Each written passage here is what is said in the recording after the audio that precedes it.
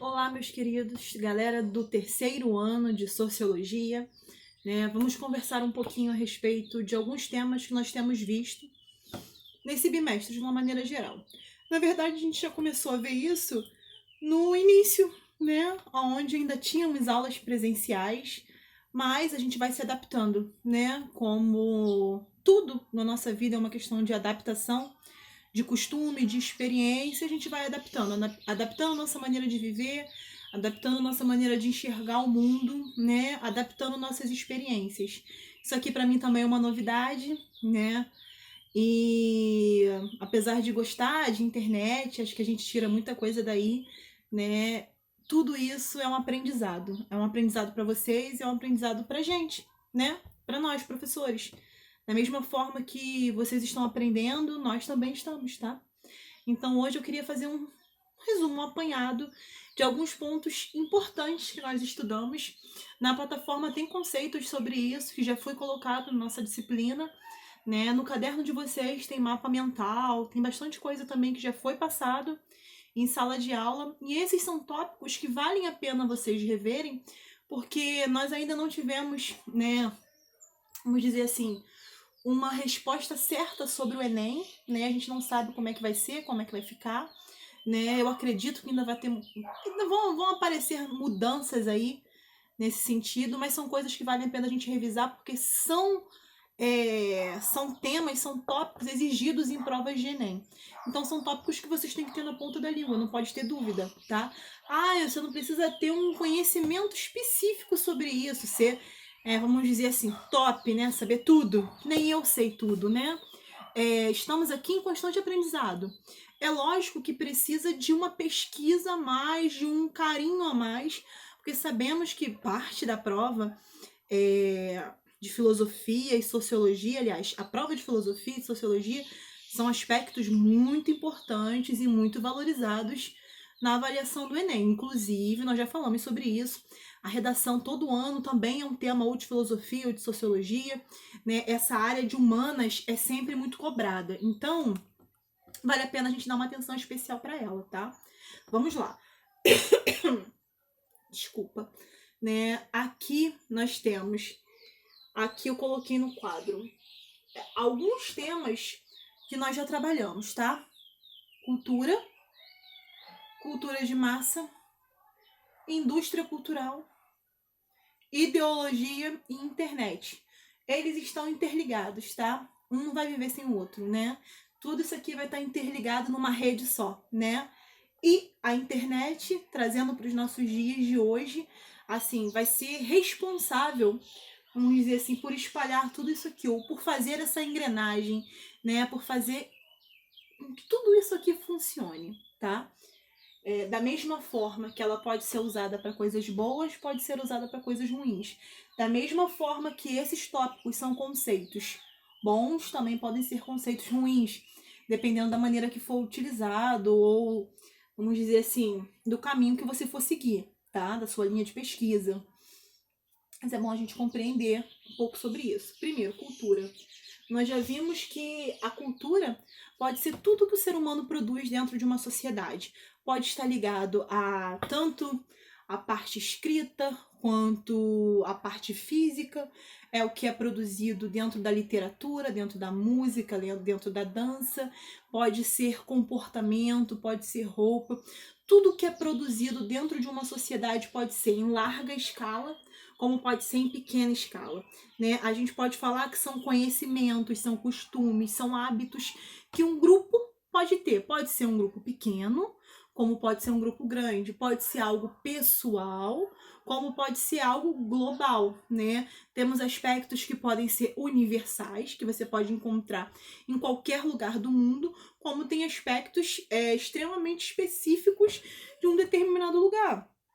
Você pode falar de uma gíria que só existe no Rio de Janeiro, né? Ou você pode pegar o mesmo aspecto e colocá-lo de formas diferentes dependendo do local, né? Um exemplo do aipim, por exemplo, a gente chama aqui de aipim, né? Em outros lugares eles usam o termo macaxeira, né? E outras, quer dizer, o mesmo alimento com nomes diferentes, né? Mandioca, né? O aipim, ele pode ser a mandioca, ele pode ser a macaxeira.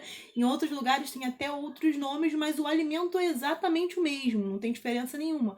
Mas varia o nome de lugar para lugar. Assim como a questão da roupa, que nós temos um estilo único de roupa, né? Será? Não, não temos, né? Mas se você for viajar de repente para os Estados Unidos, por conta da condição geográfica deles, climática, né? Eles estão sempre encasacados, né? Com roupas de frio, porque é um clima frio, enquanto aqui a gente está sempre com uma roupa fresquinha, porque é um clima tropical, né? Quer dizer, é diferente porque cada lugar tem aspectos diferentes, então a cultura desse lugar vai mudar.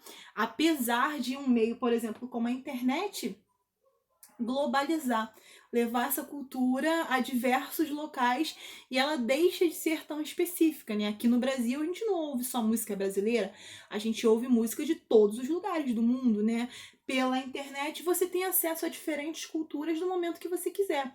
Então essa parte específica já não se torna tão específica assim, né? Agora a cultura de massa é aquilo que é produzido, vamos dizer assim, com uma intenção mais ampla, né? É aquilo que é produzido em larga escala.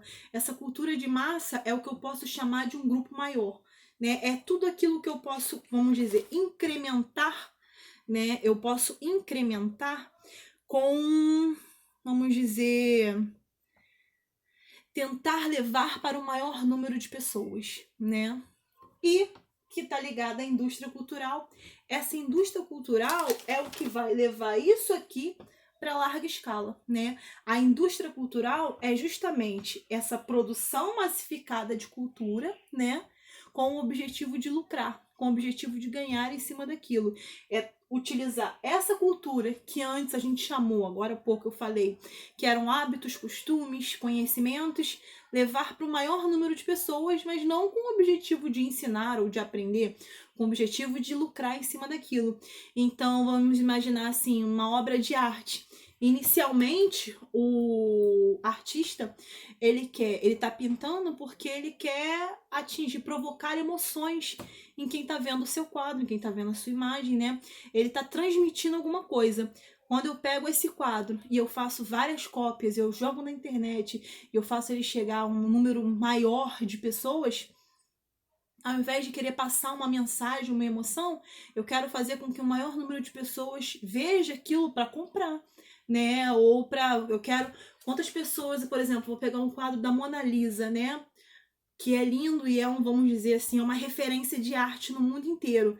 Eu já vi pessoas com camisas, né? Na Riachuelo vende a camisa com a foto da Mona Lisa, né? Quer dizer, é uma referência de arte que eu posso ter no meu corpo, né? Que eu posso ter no conforto da minha casa. Se você for olhar, por exemplo, um quadro com a Mona Lisa, você nem pode ter em casa, porque é patrimônio cultural, tá dentro de um museu, né? Tem quadros de artistas como Portinari, como Van Gogh, que valem milhões, mas você pode ter uma cópia disso na sua casa, né? Você pode reproduzir na internet, né? E colocar num quadro e você tem a cópia na sua casa, né? Quer dizer, é uma imagem que é reproduzida, que é repassada para as pessoas com o objetivo apenas de lucrar. A mesma coisa a música, a mesma coisa a dança, né? A mesma coisa a educação, que a gente pode falar que é cultura, né? Por que, que nós temos escolas que são extremamente caras, né? Por que, que eu tenho faculdades, uma faculdade de medicina, por exemplo, tá saindo em torno de 7 a 8 mil reais a mensalidade.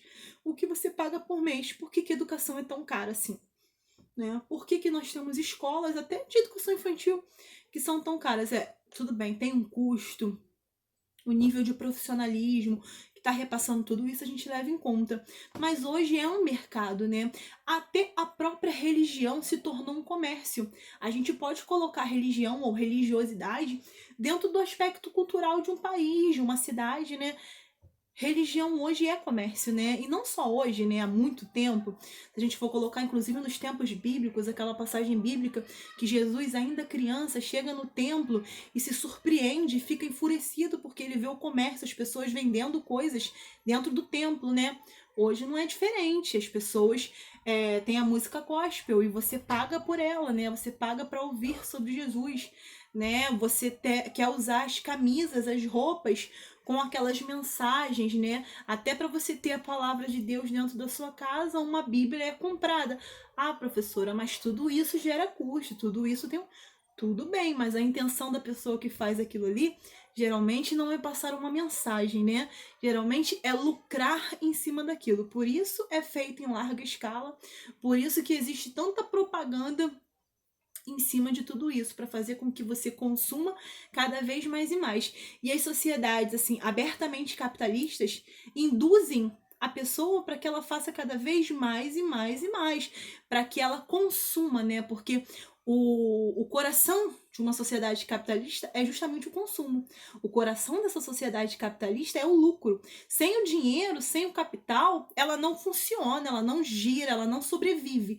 Então, quanto mais você compra, mais dinheiro você faz circular dentro daquela sociedade. Tirando, se a gente for analisar o período que nós estamos hoje dessa pandemia, né, é lógico que a saúde vem em primeiro lugar, mas depois da saúde, o grande problema é justamente a economia, porque a economia está parada, né? Por mais que muitos setores estejam lucrando, né, e lucrando até mais do que antes, lucrando acima do normal, existem muitos setores que lucram também com as coisas ruins, né, com desastres naturais, isso aí é óbvio, né? A economia está parada, muitas pessoas não trabalham, muitas empresas não estão produzindo, né? O que faz com que esse dinheiro não circule, né? Então, o que acontece? A sociedade definha, a sociedade cai, ela entra em declínio, né? Esse dinheiro ele precisa estar sendo circulado. Por isso que eu falei no início que você pode usar tanto para o lado ruim quanto para o lado bom, né?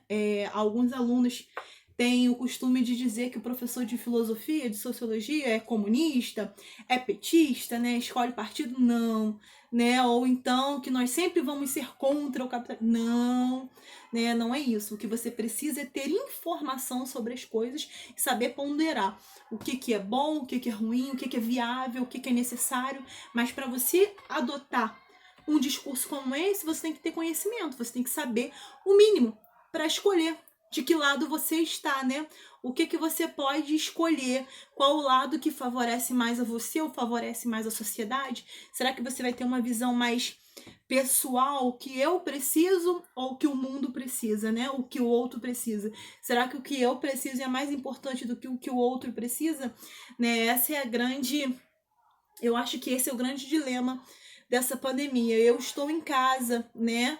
Trabalhando muito em home office, né? Trabalhando muito, não é pouco. Estou trabalhando além do que eu trabalhava antes, né? Mas consigo ter uma vida confortável, entre aspas, né? Eu tenho o mínimo para sobreviver aqui dentro, mas como que eu fico em casa tranquilamente sobrevivendo, enquanto eu sei que tem pessoas morrendo de fome todos os dias, enquanto eu sei que os meus alunos estão passando fome todos os dias, né? Como que eu fico tranquila sabendo que o restante da sociedade está, né, vamos dizer, numa situação tão ruim, vamos dizer assim, desesperadora, né? É triste a gente pensar sobre isso, né? E o que eu posso fazer? Né? E aí a gente se pensa, qual o meu papel na sociedade, né? Que sociedade é essa? Qual o meu comportamento? O que eu estou fazendo? Eu estou reproduzindo? Eu estou aumentando essa desigualdade, né? Por exemplo, quando a gente vai comprar um produto que é necessário, você tem como fazer? Você dá preferência para empresas muito grandes, que já tem um capital absurdo, ou você dá preferência para o pequeno empresário, né? Você dá preferência para aquele profissional caseiro, né? Isso é uma coisa simples que a gente pode fazer, né? Será que, por exemplo, gravar as videoaulas, né, pode ser uma coisa ruim também, como pode ser uma coisa boa?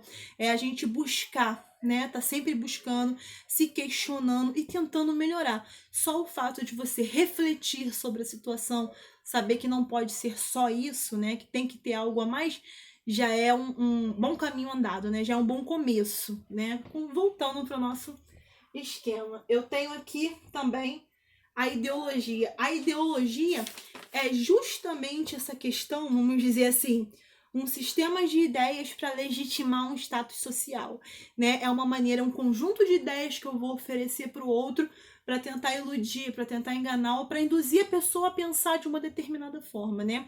E os meios que eu uso para induzir essa pessoa a pensar são os meios culturais, são os meios industriais, é transformar essa cultura em algo que eu posso pegar, em algo palpável, é transformar uma ideia em uma realidade para o outro, né? E que essa realidade para o outro possa me oferecer ou me trazer algum benefício, alguma vantagem.